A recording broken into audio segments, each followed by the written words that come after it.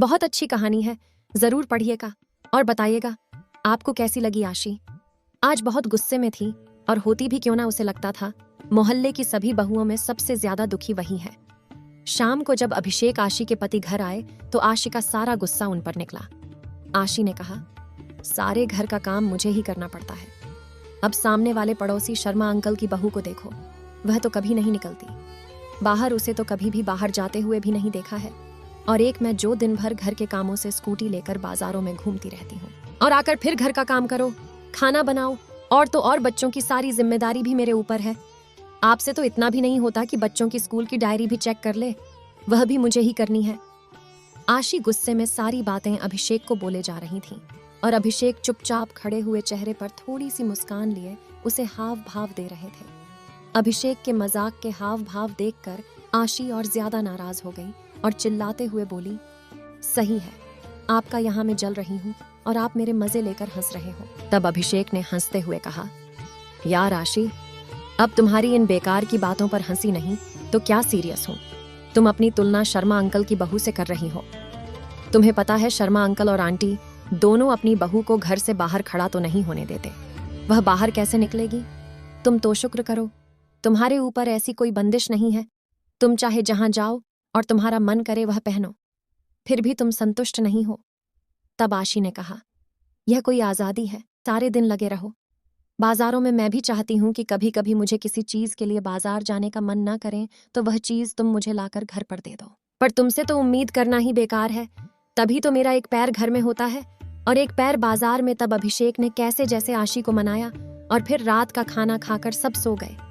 अगले दिन आशी किसी काम से बाजार के लिए निकली ही थी, तभी उसे आवाज आई, दीदी इधर देखो। आशी आवाज सुनकर भी अपना वहम समझकर आगे बढ़ने लगी। फिर दोबारा उसे वही आवाज आई। तब उसने देखा शर्मा अंकल की बहू अपने कमरे की खिड़की से उसे आवाज दे रही थी। जब आशी ने उसकी तरफ देखा तो उसने इशारा करते हुए अपने पास बुलाया और कहा, भाभी क्या आप मुझे लाल रंग की नेल पॉलिश ला दोगे? मैंने अपने पति से कहा था, पर उनके पास समय की कमी होने की वजह से उन्होंने मुझे टाल दिया था। कहाँ कभी और बाद में ला दूंगा।